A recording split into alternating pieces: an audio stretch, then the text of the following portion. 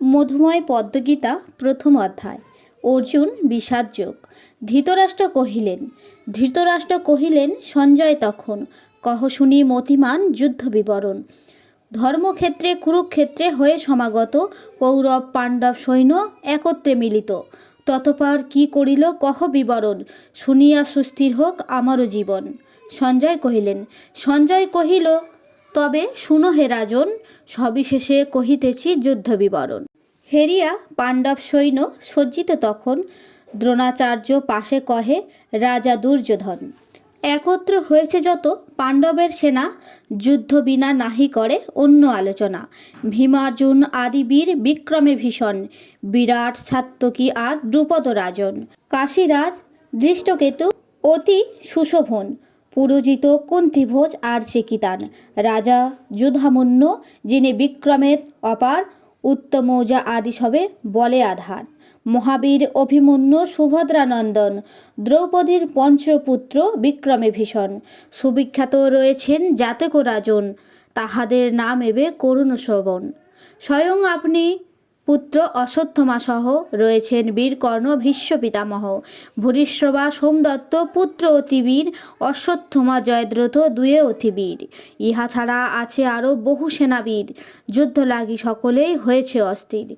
ভীষ্মের রক্ষিত সৈন্য অসংখ্য অপার, পাণ্ডব সৈন্যে রহে ভীম রক্ষা ভার। গুরুদেব নিজে গিয়া সসৈন্য সদলে, পিতামহ ভীষ্মে রক্ষা করুন সকলে। এমতো কহিল যদি রাজা দুর্যোধন, ভীষ্ম পিতামহ তার শ্রদ্ধারও কারণ। ঘন ঘন সিংহনাদ ছাড়ি উচ্চস্বরে, বীরগণ সকলেই শঙ্খধ্বনি করে। ভীষ্মের শঙ্খ শব্দ শুনিয়া তখন, রণলাগি আগুনায় হইল সৈন্যগণ। শুভ্র অশ্বযুক্ত রথে আনন্দিত মনে, ঋষিকেশ তার শঙ্খ বাজালেন সঘনে। পাঞ্চজন্য বাদ্য বাজে গোবিন্দর মুখে, দেবদত্ত বাদ্য বাজে ধনঞ্জয় সুখে। ভীমকর্মা ভীমসেন পৌণ্ডধ্বনি করে, অনন্ত বিজয় বাজে ধর্মরাজ করে। নকুল বাজায় শঙ্খ সুঘোষ পুলকে, করে ধ্বনি সহদেব মণিপুষ্পকে। মহারথী অভিমন্যু সুভদ্রানন্দন, আপনার শঙ্খ সবে করিল বাদন। শব্দেতে পুরিল দেখো গগনমণ্ডল, তাহাতে কৌরব সৈন্য করে টলমল। অর্জুন যে ধনুর্বাণ করি উত্তোলন, ঋষিকেশে কহিলেন বিনয় বচন।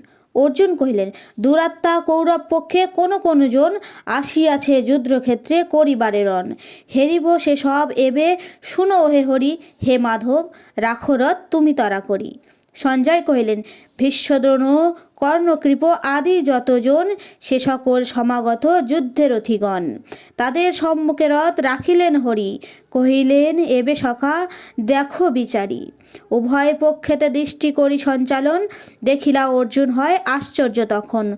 উভয়েরই পিতৃব্য আর পিতামহ, আশ্চর্য মাতুল ভাতা পুত্র পৌত্র সহ। শ্বশুর সহিত বন্ধু আত্মীয় স্বজনে, দেখিলেন সব্যসাচী সেই রণাঙ্গনে।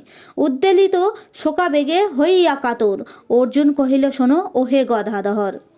অর্জুন কহিলেন যুদ্ধার্থী আত্মীয়গণের সম্মুখে নেহারি, বিবশ হয়েছে অঙ্গ শুষ্ক মুখহরি। রোমাঞ্চিত অঙ্গ মোর কাঁপে থরথর, গান্ডীব পড়িছে খসি ওহে গদাধর।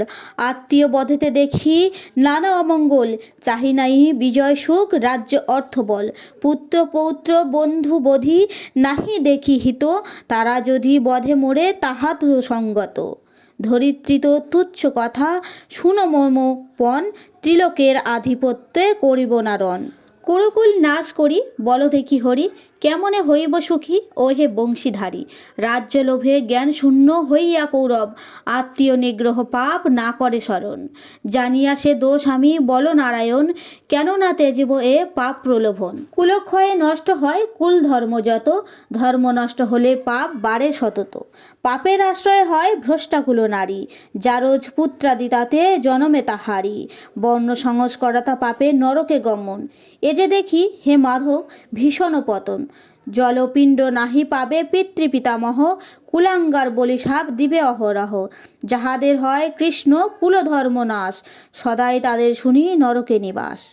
জেনে শুনে হেন পাপ করি দয়াময়, রাজ্য লাভে নাহি কাজ শুনো মহাশয়। প্রতিহিংসা বসে যদি বধে দুর্যোধন, নিরস্ত হইনু আমি হের নারায়ণ। এত কহি সভ্যসাচী ভরাক্রান্ত মনে বসিলেন রথপরি ত্যাজি সরাসন। অর্জুন বিষাদ যোগ সরল ভাষায় পশুপতি রচিলেন প্রথম অধ্যায়।